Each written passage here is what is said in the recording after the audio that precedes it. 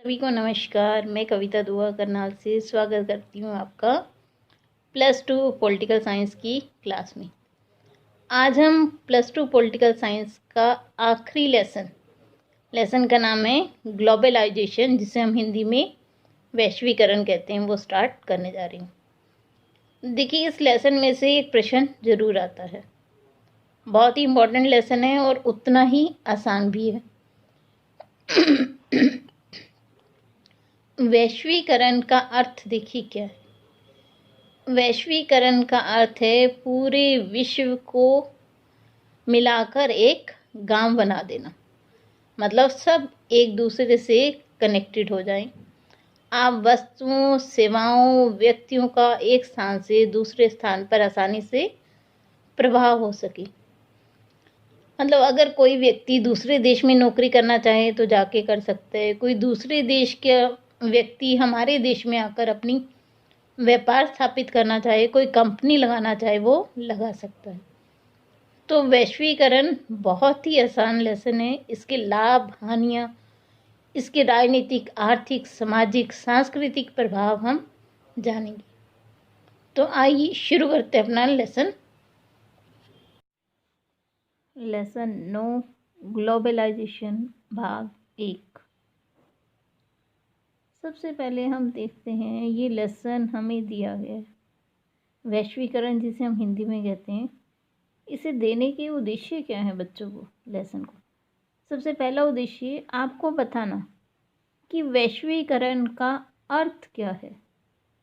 ठीक है जी, हम वैश्वीकरण कहते किसे हैं।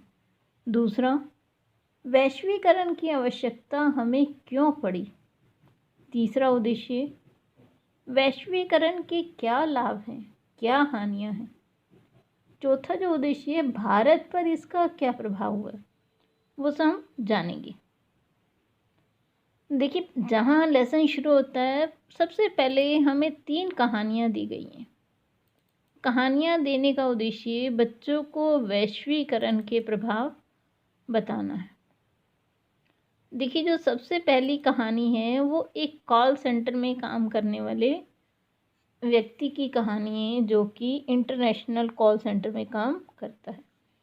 आप सभी जानते हैं हमारे भारत के और विश्व के अन्य देशों के समय में अंतर है। कई देश ऐसे हैं जहां दिन होता है और हमारे देश में रात होती है। हमारे यहाँ रात है तो उनके यहाँ दिन होता है। तो सबसे पहली कहानी हम देखते हैं। देखिए, कहानी 1, जनार्दन की कहानी। जनार्दन, जो कि कॉल सेंटर में काम करता है, वो दोपहर के समय काम के लिए घर से निकलता है। दफ्तर से में अंदर जाने के साथ ही वो जॉन बन जाता है। जनार्दन से जॉन। नया लहजा इख्तियार कर लेता है। हजारों किलोमीटर दूर बसे अपने ग्राहकों से बात करने के लिए एक नई भाषा को बोलने लगता है। अपने घर में तो ना वह उस भाषा को बोलता है, ना ही उस लहजे में। वह सारी रात काम करता है, जो कि दरअसल उसके विदेशी ग्राहकों के लिए दिन का समय है। जनार्दन एक ऐसे आदमी को अपनी सेवा प्रदान कर रहा है जिससे बहुत संभव है कि वह कभी आमने सामने ना मिल सके। यही उसकी दिनचर्या, मतलब उसका काम ही यही है। जनार्दन की छुट्टियां भी भारतीय कैलेंडर के अनुसार नहीं, बल्कि अमेरिका के कैलेंडर से मेल खाती हैं, जहां उसके ग्राहक रहते हैं। इट मीन्स वो एक अमेरिकन बीपीओ में काम करता है। मतलब एक अमेरिकन कॉल सेंटर कंपनी के लिए काम करता है, जो कि भारत में ही है। सबसे पहला उदाहरण आपने देख लिया कि एक व्यक्ति विदेशी जो कंपनी है उसकी कार्यालय में काम कर रहा है हमारे भारत में। अब हम दूसरी कहानी देखते हैं। कहानी 2। देखिए, एक व्यक्ति अपनी 9 वर्षीय बेटी को जन्मदिन पर उपहार देने के लिए बाजार में गया। अपनी बेटी को वो साइकिल गिफ्ट करने का वादा करता है, लेकिन जो इंडियन साइकिल्स हैं वो महंगी हैं। तो उसे एक चाइनीज़ साइकिल दिखती है, जो कि भारत के ही बाज़ार में बिक रही है। देखने में भी उसकी क्वालिटी अच्छी लग रही है और कीमत भी कम है। तो वो उस साइकिल को ख़रीदने का फैसला करता है। लास्ट ईयर वो अपनी बेटी के जन्मदिन पर बार्बी डॉल खरीद कर उसे देता है, जो कि अमेरिका में बनी हुई है लेकिन भारत में बिक रही है। तो दोनों कहानियों में आपने देखा कि पहली कहानी में तो वो व्यक्ति एक विदेशी कंपनी में काम कर रहा है जो कि भारत में ही है। दूसरी में आपने देखा एक व्यक्ति चाइनीज़ साइकिल अपनी बेटी के लिए खरीदता है जो कि भारत में ही बिक रही है। बार्बी डॉल खरीदता है अमेरिका की बनी हुई लेकिन वो भारत में ही बिक रही है। अब हम कहानी 3 पे चलते हैं। देखिए कहानी 3 क्या कह रही है। जो सारिका है अपने परिवार में पहली पीढ़ी की शिक्षित है। कठिन मेहनत के बूते पर स्कूल और कॉलेज में वो अव्वल रही है। अब उसे नौकरी करने के लिए एक स्वतंत्र करियर की शुरुआत करने का अवसर हाथ लगा है।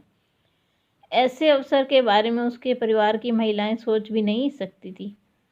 सारिका के कुछ रिश्तेदार इस नौकरी का विरोध कर रहे हैं, लेकिन सारिका नौकरी करने का फैसला करती है क्योंकि वो उसके लिए इसमें नए अवसर मौजूद हैं। तो आपने तीनों कहानियाँ सुनी, तो तीनों कहानियों से आपको क्या पता चलता है कि हमारे भारत में विदेशी चीज़ें उपलब्ध हैं, विदेशी कंपनियों के कार्यालय हैं, हमारे पढ़े लिखे बच्चे बाहर जाकर नौकरी करने के इच्छुक हैं। तीनों कहानियों में आपने ये जाना। अब हम जान लेते हैं जो हमारा लेसन है वैश्वीकरण, ग्लोबलाइजेशन जिसे हम कहते हैं, उसका अर्थ क्या है। देखिए वैश्वीकरण या ग्लोबलाइजेशन वह प्रक्रिया है जिससे व्यापार, सेवाओं या तकनीकों का पूरे संसार में वृद्धि, विकास और विस्तार किया जाता है। यह विभिन्न व्यापारों और व्यवसायों का पूरे संसार के विश्व बाजार में विस्तार करना है। मतलब आप अपने देश में जो बनने वाली चीज़ें हैं पूरे विश्व में बेचें। ठीक है जी। विश्व भर के आर्थिक अंतर्निहितता के लिए बहुत बड़े स्तर पर अंतर्राष्ट्रीय निवेश की आवश्यकता है, जिससे बहुत बड़ी बहुराष्ट्रीय कारोबार का विकास किया जा सकता है। मतलब आप अपने ही देश में एक फैक्ट्री लगाए रख सकते हैं तो उसका सिर्फ आपको अपने अपने देश में ही लाभ मिलेगा। अगर आप उसी अपने व्यापार की ब्रांचेस बाहर के देशों में भी खोलते हैं तो देखिए आपका विकास कितना अधिक होगा। तो जो वैश्वीकरण है उसका मीनिंग हम समझते हैं कि देश के बीच से व्यापार की बाधाओं को हटाना या कम कर कर माल के मुक्त प्रवाह की अनुमति देना। मतलब आप उस पर टैक्सेस हटा दीजिए तो देखिए आपका कितना माल बिकता है, फिर आपके देश में बना हुआ सामान विश्व में कितनी मांग बढ़ जाती है क्योंकि वो सस्ता हो जाएगा। देशों के बीच पूंजी के प्रवाह के लिए एक वातावरण बनाना, मतलब आप किसी भी देश में जाकर व्यापार कर सकते हैं, कहीं भी जाकर नया उद्योग धंधा लगा सकते हैं। प्रौद्योगिकी या हस्तांतरण में मुक्त प्रवाह की अनुमति, मतलब मान लीजिए कोई नई टेक्नोलॉजी आई है वो आप दूसरे देशों को दे सकें।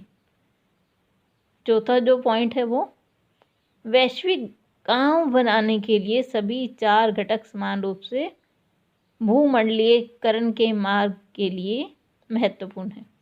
मतलब ये सब चीज़ें जो हमने ऊपर पढ़ी, अगर हम चाहते हैं कि पूरा विश्व एक हो जाए तो उसके लिए आवश्यक है कि आप अपने व्यापार से बाधाएं हटाएं, आप पूंजी का प्रवाह एक देश से दूसरे देश में कीजिए। उसके अलावा जो नई टेक्नोलॉजी है उसे दूसरों को दीजिए बिना रोक टोक के, ताकि वो भी आगे आ सके। तो ये वैश्वीकरण का अर्थ है। अब देखिए आप जब अपनी बुक खोलेंगे एनसीईआरटी की तो उसमें आपको कुछ तस्वीरें दी हुई हैं, तो क्या आप बता सकते हैं कि ये चित्र क्या कह रहे हैं। देखिए पहली तस्वीर में आपको 2 तरह के लोग दिख रहे हैं, एक अफ्रीकी और एक गोरे रंग का व्यक्ति। दूसरी तस्वीर में देखिए आपको इंटरनेट की तस्वीर दिख रही है। तो ये दोनों तस्वीरें आपको क्या कह रही हैं, देखिए इससे आगे चलते हैं। ये तस्वीर 3, ये विरोध प्रदर्शन कर रहे हैं लोग यूएनओ के ऑफिस के बाहर। क्या लिख रहे हैं वो, world leaders wake up to poverty. कि जो दुनिया के बड़े बड़े नेता हैं वो जागें और गरीबी को दूर करें। ये दर्शा रहे हैं कि इनके पास सोने को रहने को घर भी नहीं है। चौथी तस्वीर देखिए, इसमें भी लोग विरोध प्रदर्शन कर रहे हैं। तो अब हम देखते हैं ये चारों तस्वीरें क्या कहती हैं। देखिए चित्र और 1-2, चित्र 1 और 2 ये हमारे सामने विरोधाभासी स्थिति रखते हैं। इसमें विभिन्न संस्कृतियों के लोगों का संपर्क दिखाया गया, इंटरनेट के माध्यम से और अप्रत्यक्ष संपर्क। मतलब पहली में तो आमने सामने 2 संस्कृतियां, दूसरी में इंटरनेट के माध्यम से लोग कनेक्टेड हैं। जो तीसरी तस्वीर है, न्यूयॉर्क के संयुक्त राष्ट्र संघ के मुख्यालय के सामने लोगों का प्रदर्शन करते हुए तस्वीर है। जो ये चौथी तस्वीर है, ये चौथी तस्वीर हांगकांग में चल रहे विश्व व्यापार संगठन की बैठक के दौरान विरोध प्रदर्शन कर रहे लोग हैं। तो ये चारों तस्वीरें वैश्वीकरण के प्रभावों को दिखाने का प्रयास कर रही हैं कि इससे तो दुनिया एक दूसरे से कनेक्टेड हो गई है, लेकिन जो उनके बीच में अमीरी गरीबी का भेदभाव है, तीसरी और चौथी तस्वीर ये दर्शा रही है कि वो कम नहीं हुआ है। तो चलिए अब हम चलते हैं आगे, देखते हैं कि वैश्वीकरण की विशेषताएं क्या हैं। हमने अर्थ जाना। अर्थ के अनुसार वैश्वीकरण का अर्थ है कि अपने व्यापार से प्रतिबंध हटा देना, पूंजी, टेक्नोलॉजी और वस्तुओं का प्रवाह आसानी से पूरे विश्व में हो सके। अगर आपको वीडियो पसंद आए तो लाइक ज़रूर कीजिए और चैनल को सब्सक्राइब ज़रूर कीजिए। आप सभी का बहुत बहुत धन्यवाद।